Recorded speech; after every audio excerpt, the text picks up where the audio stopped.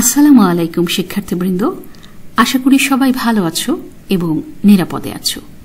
আমরা পড়ছিলাম চমৎকার একটি প্রবন্ধ, জীবন ও বৃক্ষ।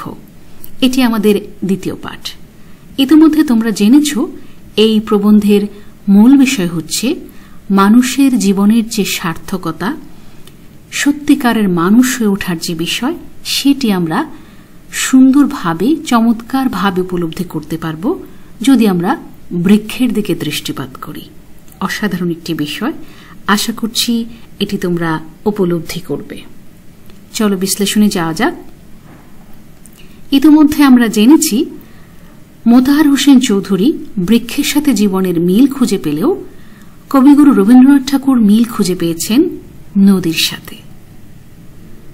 নদীর গতিতে মনুষ্যত্বের দুঃখ যতটা স্পষ্ট হয়ে ওঠে, বৃক্ষের ফুল ফোটানোয় তা ততটা স্পষ্ট হয়ে ওঠে না। তাই কবি নদীকেই মনুষ্যত্বের প্রতীক করতে চেয়েছেন। কোন একটা বিষয়কে তুলনা করতে হলে নিশ্চয়ই তার পক্ষে যুক্তি লাগে। মোতাহার হোসেন চৌধুরী ব্যাখ্যা দিয়েছেন যে নদীর গতিতে মনুষ্যত্বের দুঃখ স্পষ্ট হয় বলেই হয়তো রবীন্দ্রনাথ ঠাকুর নদীর সাথে মিল খুঁজে পেয়েছেন। অর্থাৎ নদীর বাঁক আছে, ভাঙন আছে, চড়াই উতরাই আছে। অর্থাৎ এই যে নদীর যে কষ্ট, এটার সাথে মানুষের জীবনেরও বাধা, বিপত্তি, প্রতিবন্ধকতা এগুলোর মিল আছে। এই কারণে নদীর সাথে মনুষ্যত্বের বা মানুষের জীবনের মিল খুঁজে পেয়েছেন, যেটা গাছের দিকে তাকালে, অর্থাৎ ফুল ফোটানোর দিকে তাকালে অতটা স্পষ্ট হয়ে ওঠে না। তাই হয়তো তিনি নদীর সাথে মিল খুঁজে পেয়েছেন। এর প্রেক্ষিতে মোতাহার হোসেন চৌধুরী বলেছেন, চর্ম চক্ষুকে বড় না করে কল্পনা ও অনুভূতির চক্ষুকে বড় করে তুললে বৃক্ষের বেদনাও সহজে উপলব্ধি করা যায়। অর্থাৎ নদীর যে বেদনা, সেটি উপলব্ধি করে মানুষের সাথে মিল খুঁজে পেয়েছেন। চামড়ার চোখ দিয়ে না দেখে যদি কল্পনা এবং অনুভূতির চোখ দিয়ে দেখা যেত, তাহলে গাছের কষ্ট উপলব্ধি করা যেত। অর্থাৎ একটা বীজ থেকে চারা হচ্ছে, সেই চারা গাছটা নানা রকম প্রতিবন্ধকতার মধ্যে টিকে থাকছে, তারপর বড় হচ্ছে, তারপর ফুল দিচ্ছে, ফল দিচ্ছে। এই যে তার যে জার্নিটা, এটা যদি আমরা গভীরভাবে উপলব্ধি করি, তাহলে মানুষের জীবনের সাথে বেশি মিল খুঁজে পাওয়া যাবে। নদী তো ধেয়ে চলে, মানুষের জীবন তো এত তাড়াহুড়ো করে ধেয়ে চলে না। বৃক্ষের মতো ধীর স্থির করে মানুষের জীবনটা আস্তে আস্তে সামনের দিকে এগিয়ে চলে। কাজে বৃক্ষের সাথে বেশি মিল রয়েছে। দূরের কাছে দাঁড়িয়ে থেকে সে অনবরত নতি, শান্তি ও সেবার বাণী প্রচার করে। এই যে নদীর সাথে মিল খুঁজে পায়, রবীন্দ্রনাথ বলেছেন, এই নদীকে তো আমরা সবসময় চোখের সামনে দেখতেই পাই না। অথচ বৃক্ষ আমাদের দরজার কাছে দাঁড়িয়ে সে কি করছে? নতি স্বীকার করছে, শান্তি ও সেবার বাণী প্রচার করে যাচ্ছে। একেবারে জলজ্যান্ত উদাহরণ আমরা চোখ মেললেই দেখতে পাচ্ছি এবং এখান থেকে কি করতে পারছি? শিক্ষা নিতে পারছি। সেই বিষয়টি মোতাহার হোসেন চৌধুরী উপলব্ধি করতে বলেছেন। সাধনার ব্যাপারে প্রাপ্তি একটা বড় জিনিস, এটি তোমরা মনে রাখবে। যে কোনো সাধনার বিষয়ে আমাদের কি থাকে? একটা লক্ষ্য থাকে। যে তোমরা পড়াশোনা করছো, এটার জন্য নিশ্চয়ই তোমাদের একটি লক্ষ্য আছে। তো সাধনার ব্যাপারে প্রাপ্তি একটা বড় জিনিস। নদীর সাধনা কি? নদীর সাধনা হচ্ছে চড়াই উতরাই পেরিয়ে সাগরে পতিত হওয়া। এখন সাগরে যখন পতিত হয়, এটা কি তার প্রাপ্তি? এটা তো তার বিসর্জন।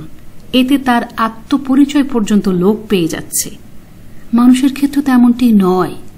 কাজে নদীর সাথে বোধহয় মিল একটু কমই, এটি বোঝাতে চাচ্ছেন মোতাহার হোসেন চৌধুরী।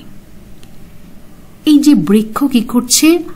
অনেক বাধা, বিপত্তি, চড়াই উতরাই পেরিয়ে অবশেষে ফুল ধরাচ্ছে, তারপর মানুষকে সেটা বিলিয়ে দিচ্ছে। এটাই তো সাধনার সার্থকতা, অর্থাৎ তার লক্ষ্য। বৃক্ষে প্রাপ্তি ও দান, গাছে যা প্রাপ্তি তাই তার দান। সৃজনশীল মানুষের প্রাপ্তি ও দানে পার্থক্য দেখা যায় না। যা তার প্রাপ্তি তাই তার দান। চমৎকার কথা। যদি প্রশ্ন হয় যা তার প্রাপ্তি তাই তার দান, কার কথা বলা হয়েছে? এখানে কিন্তু সৃজনশীল মানুষের কথা বলা হয়েছে। আমরা দুই রকম মানুষের কথা পড়ে এসেছি। স্থূলবুদ্ধি আর সূক্ষ্মবুদ্ধি। এখানে সূক্ষ্মবুদ্ধি মানুষের কথা বলা হয়েছে। তোমরা আবার এখানে বৃক্ষের কথা বলবে না, বৃক্ষেও যা প্রাপ্তি তাই দান, কিন্তু এখানে বলা হয়েছে সৃজনশীল মানুষের কথা। অর্থাৎ যারা সূক্ষ্মবুদ্ধি, যারা উদার হৃদয় ব্যক্তি, যারা সৃজনশীল, তারা যা অর্জন করেন তারা কি করে, সেগুলো মানুষের মধ্যে দান করেন। কাজে সৃজনশীল মানুষের প্রাপ্তি আর দানের মধ্যে কোনো পার্থক্য দেখা যায় না। এটাই সত্যিকারের মানুষের সার্থকতা, যেটি আমরা গাছ থেকে শিখতে পারি। বৃক্ষের পানে তাকিয়ে রবীন্দ্রনাথ নিশ্চয়ই অন্তরের সৃষ্টি ধর্ম উপলব্ধি করেছেন। এই যে সৃষ্টি ধর্ম, এটি নিশ্চয়ই গাছের দিকে তাকিয়ে রবীন্দ্রনাথ উপলব্ধি করেছেন। অনেক কবিতায় তার পরিচয় পাওয়া যায়, কিন্তু গদ্যে যে তিনি কেন স্পষ্ট করে বলেননি সেটি মোতাহার হোসেন চৌধুরী বুঝতে পারছেন না। অর্থাৎ মোতাহার হোসেন চৌধুরী তার জীবনের সাথে বৃক্ষের মিল সেটির যুক্তি দেখাচ্ছেন, সেই সাথে রবীন্দ্রনাথ কেন মিল খুঁজে পেলেন না তারও একটা কারণ দেখানোর চেষ্টা করেছেন, যে তিনি কবিতায় দেখিয়েছেন, গদ্যে তিনি সেটা স্পষ্ট করে বলেননি। যদি তিনি বলতেন তাহলে নিজের ঘরের কাছে যে সার্থকতার প্রতীক রয়েছে সে সম্বন্ধে আমরা সচেতন হতে পারতাম। নদীর সাথেও মিল আছে, বৃক্ষের সাথেও মিল আছে, কিন্তু তুলনা করে তিনি দেখানোর চেষ্টা করছেন বৃক্ষের সাথে মিলটা বেশি আছে।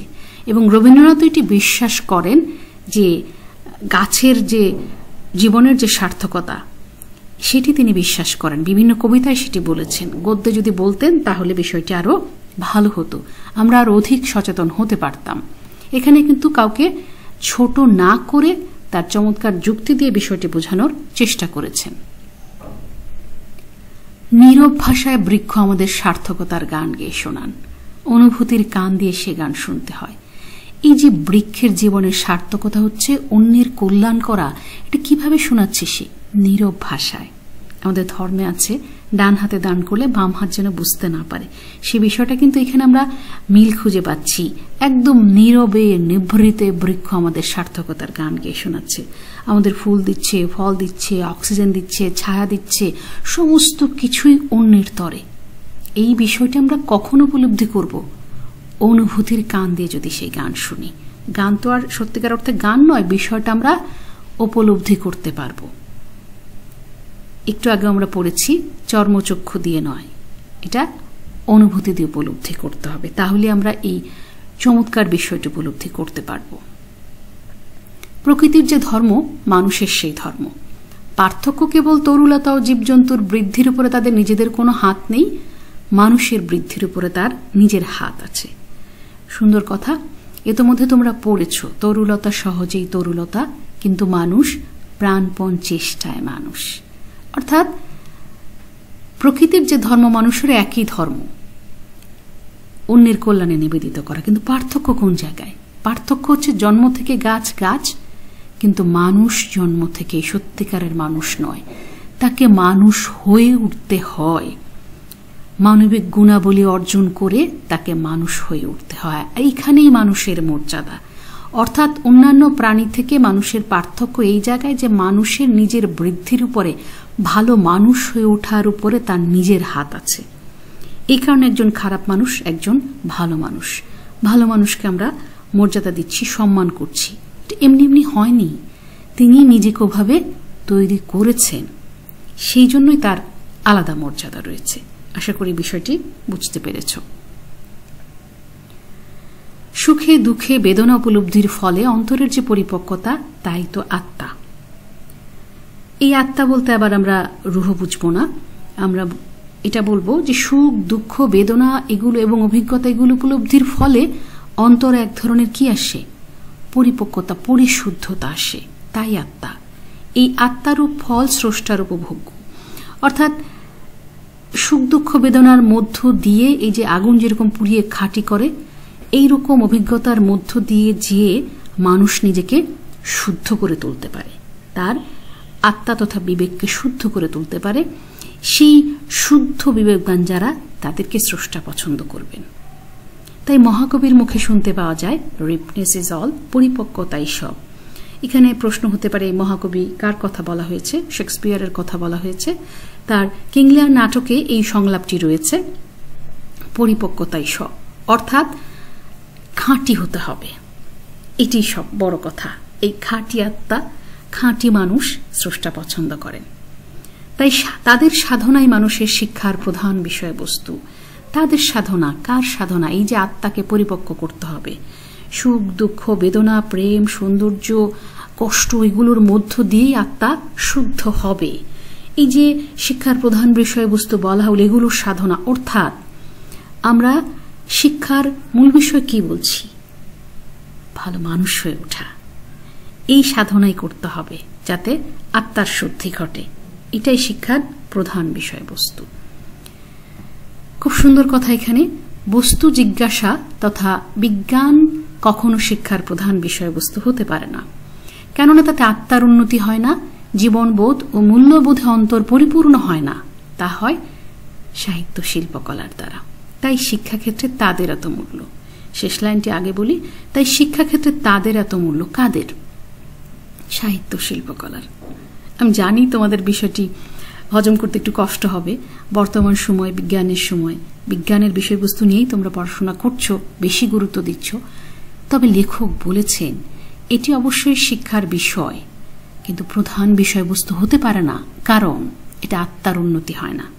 বিজ্ঞান অত্যাধুনিক সব জিনিস তৈরি করছে, আমরা সেগুলো দেখে মুগ্ধ হচ্ছি, সেগুলো সুবিধা নিচ্ছি, কিন্তু সেখানে কিন্তু মানুষ হয়ে ওঠার যে শিক্ষা সেটি থাকে না, জীবনবোধ থাকে না, মূল্যবোধ থাকে না। এগুলো আমরা কোথা থেকে শিখব? সাহিত্য শিল্পকলা থেকে। এই যে বৃক্ষ থেকে আমরা যে শিক্ষাটা নিতে বলছি সেটি কোথা থেকে? সাহিত্য থেকে পাচ্ছি। বিজ্ঞানের ভিতরে সাহিত্য নেই, কিন্তু সাহিত্যের ভিতরে বিজ্ঞান আছে, সাহিত্যের ভিতরে ইতিহাস আছে, সাহিত্যের ভিতরে দর্শন আছে, সাহিত্যই সব। এবং এই যে বিজ্ঞানের বিষয়ে আরো একটু আমরা বলতে পারি যে অনেকেই বলে থাকে শিল্প সাহিত্যগুলো কল্পনা, এগুলো দিয়ে কি হবে? বিজ্ঞানের যত অত্যাধুনিক সৃষ্টি এগুলো আগে কি করতে হয়েছে? কল্পনা করতে হয়েছে। অর্থাৎ মূল কিন্তু সাহিত্য শিল্পকলায়। যাই হোক, সত্যিকারের মানুষ হয়ে ওঠার শিক্ষা, মূল্যবোধ, জীবনবোধ এগুলো সাহিত্য শিল্পকলার দ্বারা পাওয়া যায়।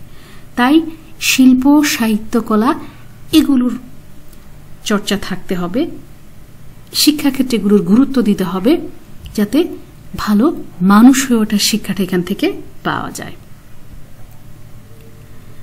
বৃক্ষের পানে তাকিয়ে আমরা লাভবান হতে পারি, জীবনের গূঢ় অর্থ সম্বন্ধে সচেতন হতে পারি বলে। অর্থাৎ বৃক্ষের দিকে তাকালে জীবনের যে গূঢ় অর্থ, মূল অর্থ, পরের কল্যাণে নিজেকে নিবেদন করাই মানব জীবনের সার্থকতা, এটি আমরা বৃক্ষ থেকেই দেখতে পারি, সচেতন হতে পারি।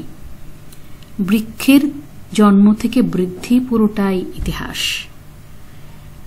এটা বৃক্ষ যে কেবল বৃদ্ধির ইশারা তা নয়, প্রশান্তিরও ইঙ্গিত। অর্থাৎ এই যে পুরোটা বিকাশ ঘটছে এটা প্রশান্তিরও ইঙ্গিত। কিভাবে?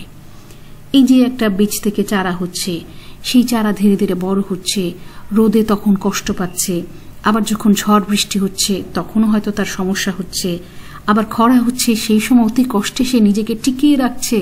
অর্থাৎ সে বিকশিত হতে হতে কি করছে? নিজেকে শান্ত, সহিষ্ণুতা, ধৈর্যের মাধ্যমে বড় করছে, তারপর অন্যের কল্যাণে নিজেকে নিবেদন করছে। কি অসাধারণ একটা বিষয় আমরা বৃক্ষের মধ্যে দেখতে পাচ্ছি। অতি শান্ত সহিষ্ণুতায় সে জীবনের গুরুভার বহন করে।